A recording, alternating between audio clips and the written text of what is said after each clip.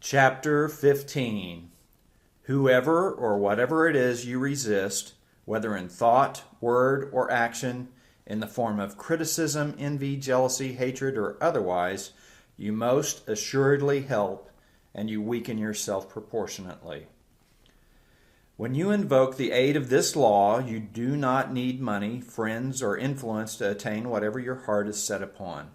It doesn't matter in the least what your position is in life. It doesn't matter whether your ambition is directly in line with the position you now occupy or whether it requires a complete change from what you are doing. You may have no definite plan in life except the fact that you want to get ahead. All the desire in the world will get you nowhere. What is necessary to do first is to establish a set, definite objective firmly within. So after much thought, you decide on one supreme goal. Even if it is distant, be assured that it can be attained. What is your first step? If you have your own business, is it a definite increase in monthly volume? Or if you are an employee, is it a promotion with a raise in pay? Define your first and nearest goal in the direction of your supreme objective. When the first objective is reached, what then? Set another one beyond that immediately. Why? Because the peculiar nature of the outer mind is to drop back into inertia after achieving an objective.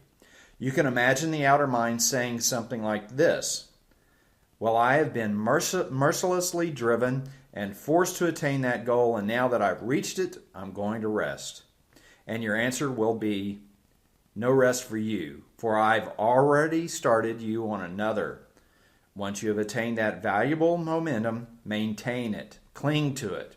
And as the momentum increases, the steps in your progress become more rapid until eventually it's possible to reach an objective almost immediately.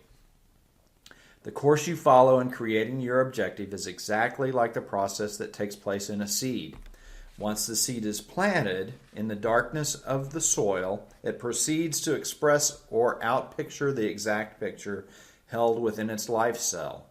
And, in obedience to law, it sends up a shoot seeking the light. At the same time, it sends down roots seeking nourishment.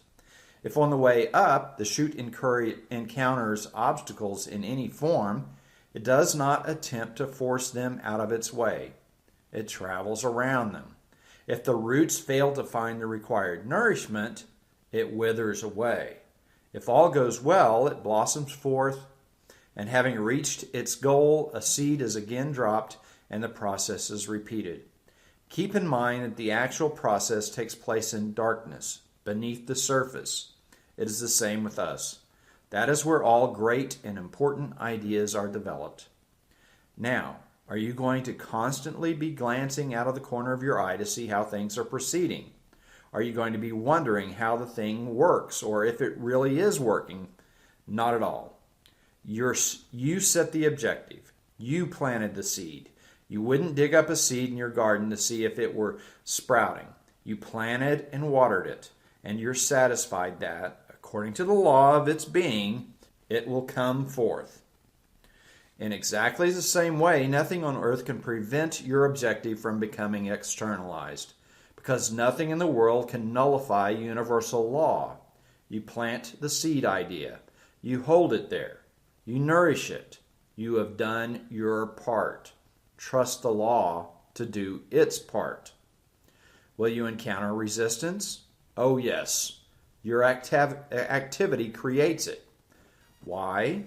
Because action requires reaction to support it. Resistance is the negative pole, and action or activity is the positive pole, and you need both. If there were no resistance, action would be impossible. It is resistance that keeps an airplane in the air. Without resistance, it couldn't fly.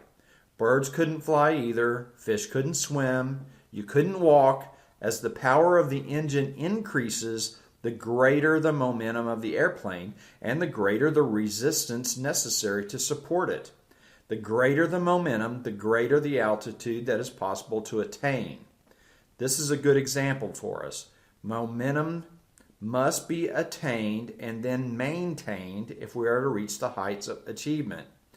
And after the apparent difficulty of the first steps are passed, the work is delightful, for there is nothing more joyous than the satisfaction of having achieved something worthwhile. Remember this great truth. Whoever or whatever it is you resist, whether in thought, word, or action, in the form of resentment, criticism, envy, jealousy, hatred, or otherwise, you most assuredly help, and you weaken yourself proportionately. Why? Because you have deliberately taken a portion of your precious life force, so necessary to your progress, and transferred it to that person or thing. Have you ever witnessed someone becoming exhausted after a fit of rage? Exhaustion is depletion. Something went out to the other person's benefit and to your loss. This is an example of the transfer of life force in a violent form. You are very fortunate to have learned this wisdom. Now, by all means, practice it. Chapter 16. Take the position that you are master of your being and hold your course firmly to your goal. As you practice these teachings, what should your attitude be? What is the attitude of the wind as it speeds on its way to its destination? It recognizes no person, place, or thing as having any power to hinder it. It is impersonal. The sun shines, the rain falls, the wind blows upon all alike. They choose no particular persons or things to help or harm. There is a lesson in that. Those who attempt to hinder you are helping you, and they should be considered your friends. This is wisdom of the highest order. Keep the secret of your aspirations locked securely within you.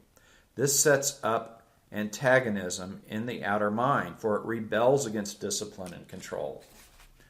Seeing that it is about to be deprived of its freedom, it will, like a wild bull in a stockade, seek to escape by every means except the way you have provided. I'm warning you, it will bring every sort of argument it can in an attempt to convince you that your purpose is futile. It will tempt you to mention your plans and ambitions to others, to slow up your activity, to doubt the power of the law operating in your behalf. It will try in every conceivable way to thwart you. And your answer to all this will be, obey, I am master here. Take the position that you are master of your being and hold your course firmly to your goal. You may be led through strange places and take circuitous routes at times, but don't let that disturb you. With the wisdom of the inner mind at the helm, you are being led the quickest way, even though it may appear at times to be the longest. This advice is necessary for you now as beginners, but as you grow in practice, you'll find that these qualities become a part of your very being. Then they function automatically without any conscious effort at all on your part. What is the result? When you persistently hold to your goal and keep absolutely airtight secretiveness, the outer mind finds no escape for its increasing energy, and in desperation it plunges through, like the overload of steam through the safety valve of a boiler, and your objective is reached. We have come to the close of your instructions. Now it is up to you to go out and practice what you know. Living the law will cause you to become the kind of individual that people notice. They will be instinctively attracted to you without knowing why. On the street and in your social and business affairs, you will become a mysterious being to the world. Don't let this go to your head.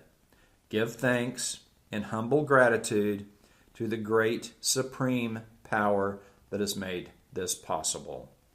I hope you've enjoyed The Message of a Master by John McDonald. The next book we're going to read is The Science of Getting Rich by Wallace D. Wattles. The jacket cover says it's a powerful message that will be of value to every person who seeks true fulfillment and the awakening of their highest potential.